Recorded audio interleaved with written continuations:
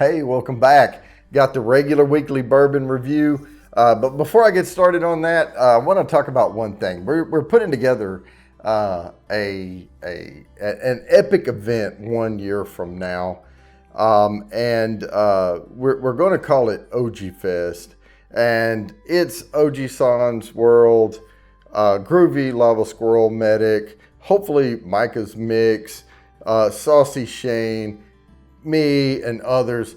Let's see who all is going to commit to this and have it worked out. But we also want to bring some friends in from an extended area. So I started a GoFundMe. We're not asking for much, just a little bit here and there. And I promise, you'll get some epic content from that. And you can feel like you were a part of it. So I'm going to put the link down in the description below. Please go down there and check it out. And if you can just give $5, $10, doesn't matter. And we'll have plenty of time now over the next several months for people just to give a little. And I may even give people some extra entries on the quarterly drawing if they give to the GoFundMe. But let's get to the bourbon review right after this.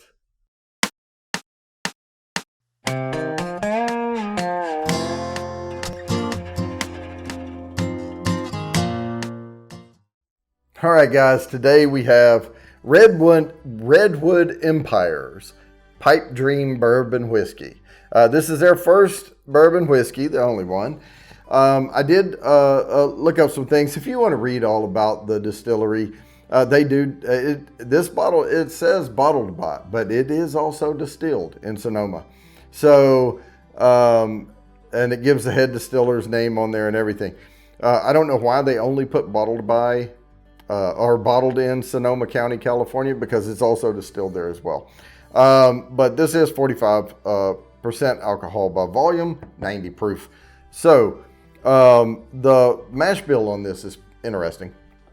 It's 75% corn, 21% raw rye, and 4% malted barley.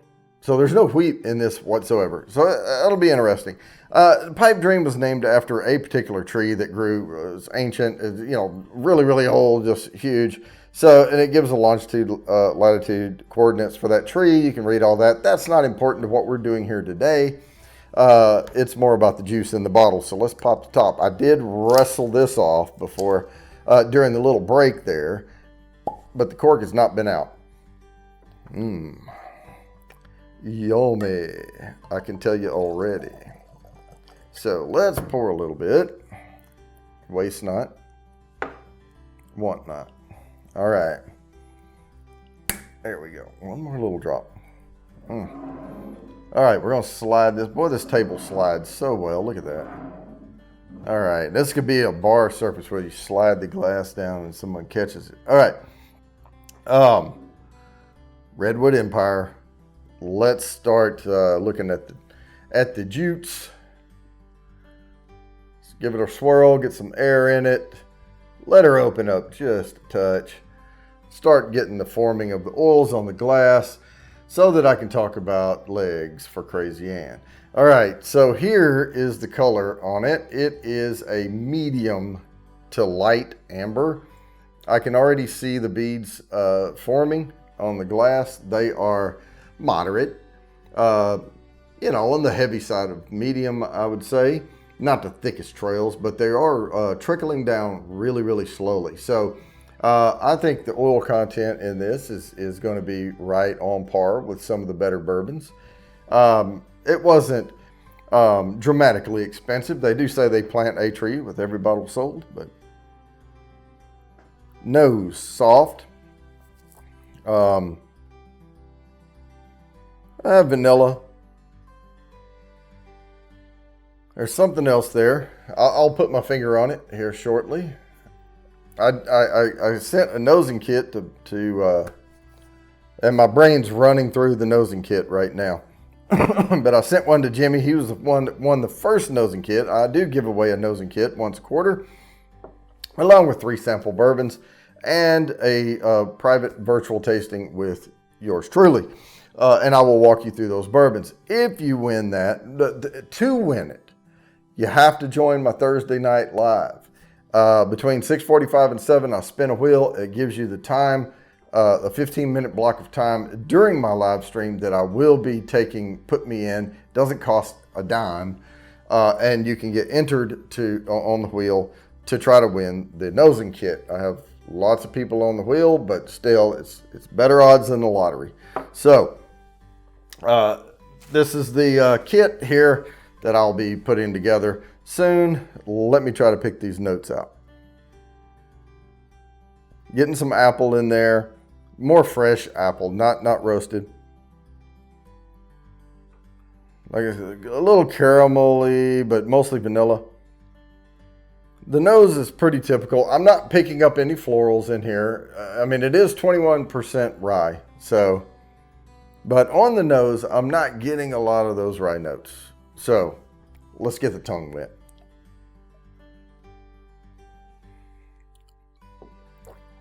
You know what? This is good because it's on the drier side. It's not as sweet as some other bourbons. So, I do get that little kick down the mid palate of, it's like a Hudson, the Hudson Baby Bourbon is 100% corn, and then the Hudson New York whiskey, the Bright Lights Big Bourbon, is like 95% corn.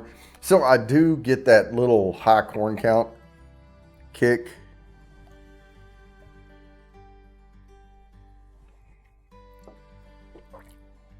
Yeah, I kind of like this. It's not. It's on the drier side. It definitely is. I do get, that was good. Way in the back. I'm getting some black pepper way in the back. Right at the beginning of the finish. But man, I'm not picking up a lot of rye spice in this at all. So if you're not a rye fan and you're more of a wheated bourbon fan, this is not as sweet, I will tell you that. As like an Elijah Craig or something, but you know, some of the other the W.L. Weller wheated and all that.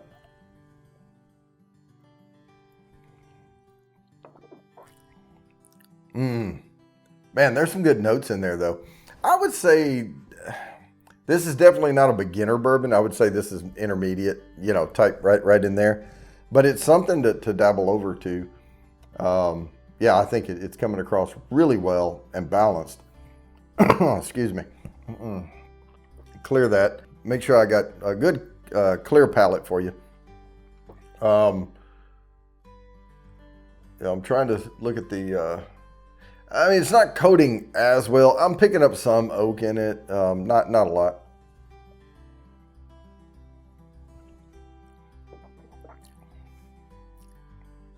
Yeah. Yeah, I'm kind of disappointed with the 21% rye because I was expecting more spice to it. I am getting that black pepper, but it is something, it's a nuttiness that's subduing that. And I think that's coming from that malted barley.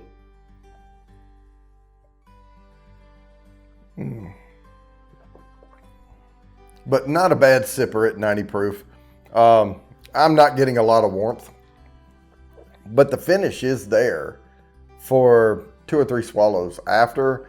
It's just not a heavy finish. It's like a really light finish with like a little black pepper kick right on the front, and then it kind of fades out as it follows through. But yeah, more like an oaky finish on it because it's not sweet. So it's lending itself to more of the drier notes. And so, some of that new oak. I'm not getting a lot of toasted oak in it, but a lot of that new oak.